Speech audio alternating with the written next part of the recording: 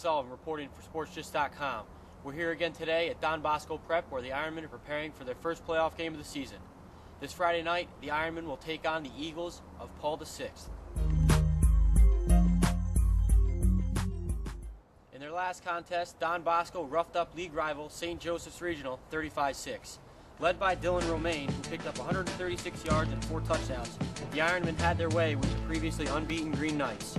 That stellar Bosco defense continued to do what it has all year, force turnovers and limit the opponent's running game. The Green Knights could accumulate only 37 total rushing yards throughout the game. Bosco's backfield was assisted by Tony Jones, who was coming back from an injury, and rushed for 79 yards and a score. The Eagles didn't fare as well as the Ironmen in their last outing. Paul VI, led by Coach John Doherty, suffered their worst loss of the season last Friday, falling to Holy Cross 35-7. The Eagles are led by quarterback Glenn Hutton, who has thrown for 600 yards while completing 64% of his pass attempts. Their backfield is led by Jordan Dalton, who averages over 4 yards per carry and has seen the end zone 8 times this season. The Eagles' offense, which hasn't been too strong this season, will face their toughest task of the year when they travel to Ramsey this Friday. The Ironmen and the Eagles also met last year in the playoffs, a game in which Bosco roughed up Paul VI.